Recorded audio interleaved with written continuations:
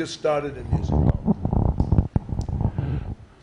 Well, I was 5 years old in 1937, and I started studying the piano and playing and practicing, and I did that for a number of years, and before you know it, I was in the Army. And I hooked up with Herbie Mann, who happened to be in an Army band there, and he asked me to join the band, and I joined the band and started playing with a bunch of great musicians there, and like that. I guess I started when I was 5 as well. My grandmother, because I was singing around the house all the time, as I understood, when she told me later, and she took me to church and put me up in front of the people, and I started singing, and the little ladies in the front row started crying, and so I started crying and ran off the stage, you know, and ran to her because I thought I'd done something wrong because they were crying. She says, "No, honey, you were just touching them." And so it was then that I recognized the fact that, you know, I'd been blessed with a voice that, you know, but it had to be, you know, trained. So going on from that, high school started with saxophone, clarinet first, and then saxophone, singing in all the choirs. I was singing every church choir, from the little choirs on up to the senior choirs in church. When I was in high school, I was recruited by the San Jose Light Opera Company because we were doing high school plays there by Rodgers and Hammerstein. And San Jose Light Opera Company came out and saw one of the plays and hired me to perform with them. I did almost 5 years with the San Jose Light Opera Company. We did Guys and Dolls, Damn Yankees, Oklahoma, Carousel, and a few other Rodgers and Hammerstein or Broadway musicals like that. And that's when I was hooked. I was hooked on Broadway musicals and, you know, the choreography that went along with it. I also played saxophone and flute in local bands. And I sang for the high school dance band. You know, it's a jazz band, actually, what it was. And then basically, you know, just continued on to play music after that with bands, you know. Then I stopped. I was, for music, it was just 10.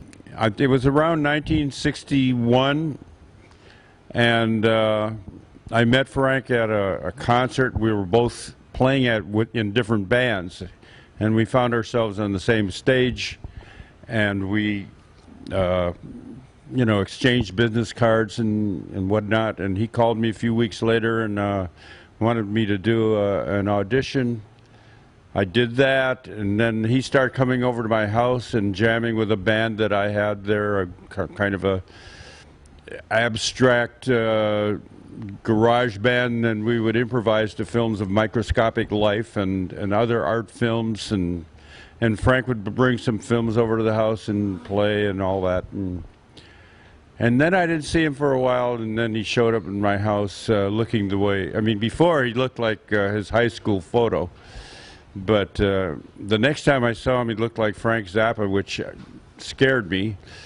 And I didn't know who was this weird guy, but then he told me who he was, and then from then on it was just, I actually auditioned for the band, and I had never played rock and roll in my life, and he said, "I'm sorry, Don, you can't be in the band. You don't know anything about rock and roll."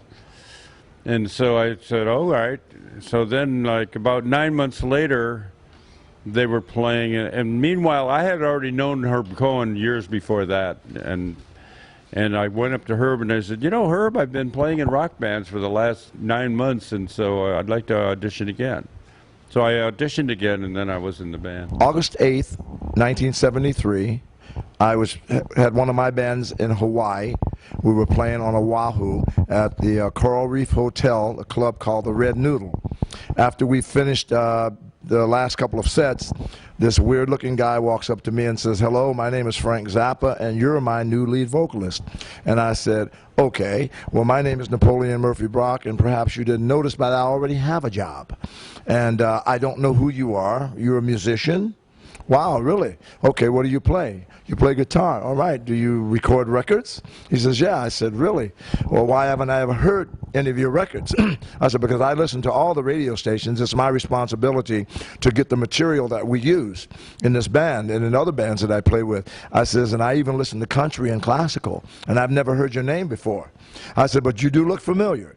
I think I saw a poster in Haight-Ashbury, says, of a guy sitting on a toilet and flipping the bird. I says, was that you? And he says, yeah. I said, well, okay, well, thank you for the compliment. I appreciate, you complimenting me on and wanting me to be the lead vocalist in your band or your front man, but no thank you. And he says, well, are you sure? I said, yeah, I'm sure. I said, I don't know you. Why would I want to go anywhere with you? Why should I trust you? I don't know you.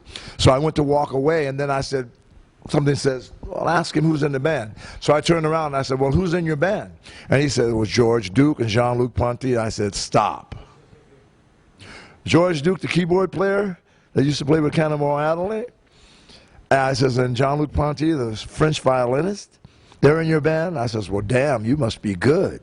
I says, well, I tell you what, I can't go to Europe with you because I have a contract here with this club, but here's my card, and when you get back, give me a call, and I'll come down. And my whole reasoning at that point to myself was that here's my opportunity to meet George Duke and Jean-Luc Ponty, because I'd never heard the music of Frank Zappa before, so I had no interest in it, and I'd never met him before then, or ever heard of his name before then. Excuse me, so I had no interest in that. But he says, well, listen, when you come down, he says, if you like you don't have to sing, you don't have to play, you don't have to do anything. He said, but if you like the band and you're in it, he says, I'm only asking you to do one thing. I said, what's that? He says, I want you to do everything I saw you do tonight. He says, except I want you to do it to my music. And I says, oh, that's easy. You want me to be myself? And he says, yeah, I want you to be yourself. I says, okay. So I went down to listen to them, and they played about 5 songs in a row without stopping. They were all connected. And at that point, I realized that I came face to face with my destiny. And the rest is history. It's the truth. Well, I'm about to get set. Yeah. Oh, watching my TV. Checking out the news. And my eyeball fell asleep. Seems like every other day. It's just another rotten mess. Show up. Well, it's gonna change, my friend. Is anybody's guess? Well, so I'm watching and I'm waiting, and I'm hoping for the best. Even think I'll go to praying every time I hear him say hello.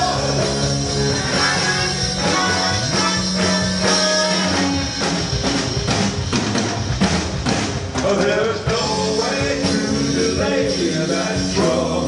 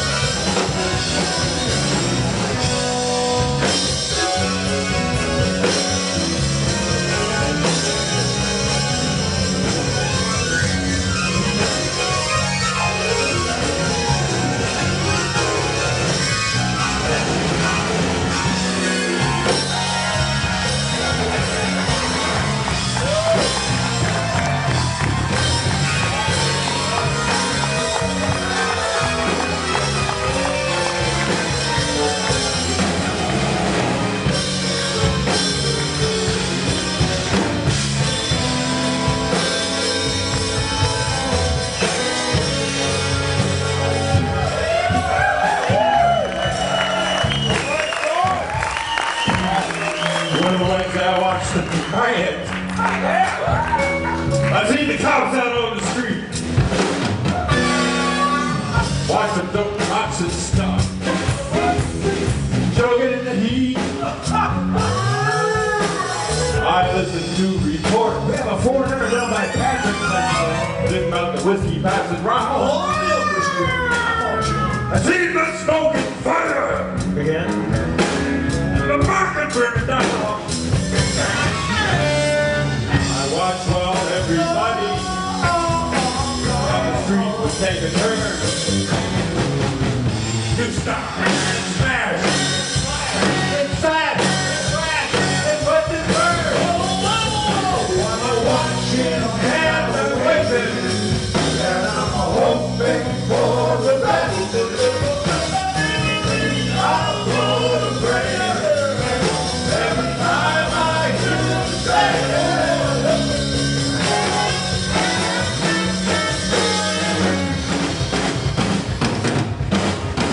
There's no way to delay that trouble coming every day.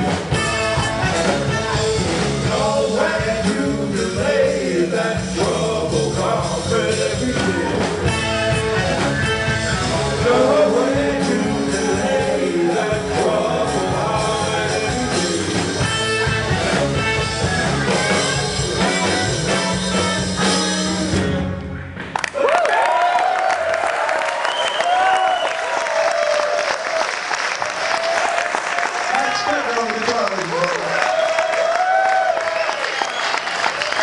Dr. Don Preston on the keyboard.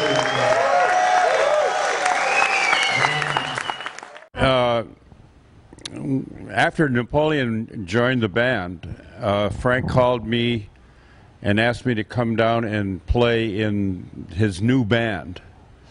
And the band, which was the band with Napoleon and George Duke and Ruth Underwood and all the rest of the guys, Chester, The Fowler brothers. Bruce. Tom Fowler and Bruce Fowler. So I came down there. The first thing he did, though, is he gave me a whole bunch of cassette tapes of the music that they were playing. And I had 3 weeks to learn all of these songs. Well, I chose not to learn Bebop Tango because it would have taken me 6 months to learn that song. And but I did learn well, all the other songs. All the other stuff. Yeah. All the other material.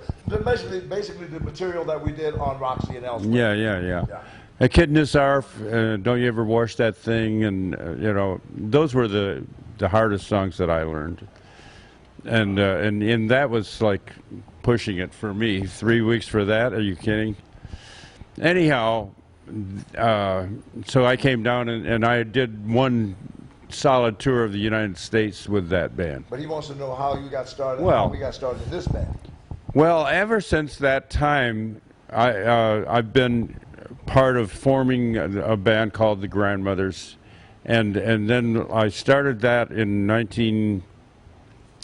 I think it was I think it was like 2001 or something like that, 2002. And we had kind of the makings of a band, and the only thing we didn't have was a lead singer. And we played at the same place somewhere. I don't know where that. They were doing a benefit for prostate cancer in New York, and they put us all together. They brought they contacted as many people, alumni, as they could contact, and asked us all to be a part of it because they were going to take the money from the benefit and give it to the Cancer Society, cancer research, in Frank's name. Yeah. And this is how it happened. And so he came with the old grandmothers. I mean, the old mothers of invention, which were Roy Estrada, Bunk Gardner, and you guys had Kenny Rosser. And Bill Mundy. Yeah, the old mothers of invention. He came with them.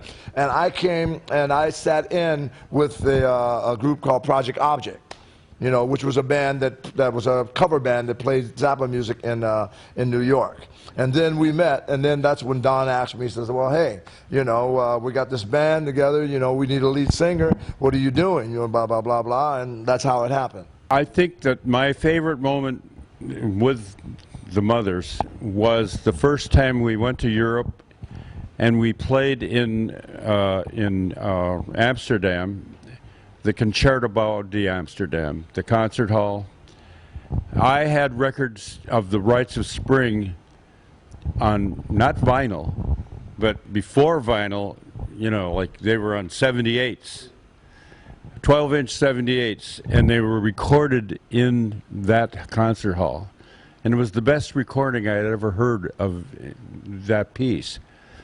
And so when I got there, it was like being in heaven. It was just so amazing and electric and everything. And when we played, the sound was absolutely flawless. It was unbelievable how incredible the sound was there. And that just kind of said, wow, I couldn't believe it, you know. An electric band would sound that good, where a whole orchestra plays there as well.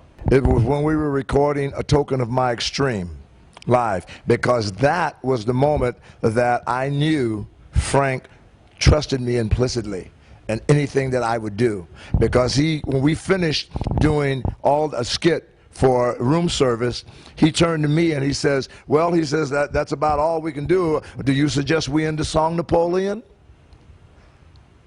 And that was great for me, because I knew at that very moment that he had full faith and trust in me, and anything that I did with him on an ad-lib situation, he trusted me to stay on, you know, to stay in character, you know. And I said, well, yeah, end the song, or get what's her name up here to sing, and that was the producer of the show.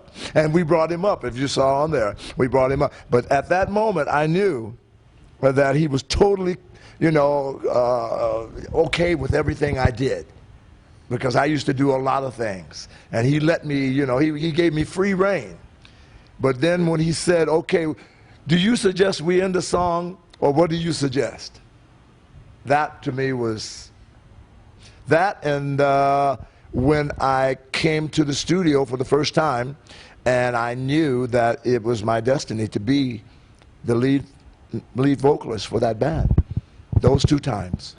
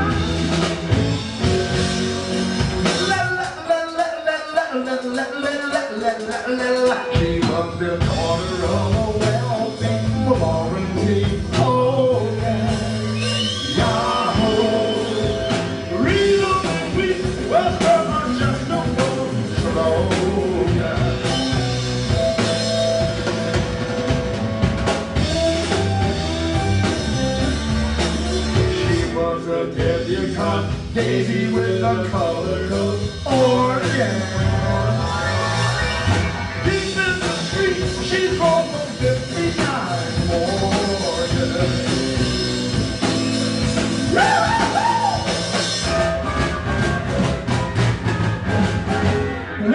That's the kind of gun she makes. With a hot break, hot break. That's the kind of sound she makes. When her crab cake, hard, hard, hard. She didn't like it when her fan belt shrunk and got shorter. Orange man, that release could really cost her a water.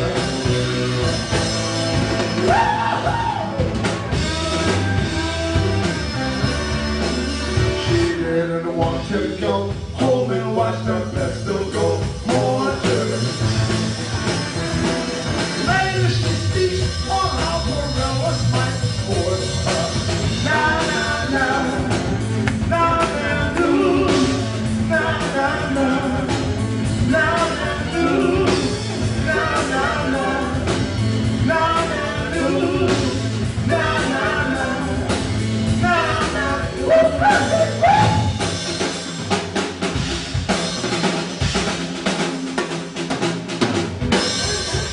She was the daughter, of a wealthy Laurentine. Oh yeah. Oh, yeah, yeah, yeah.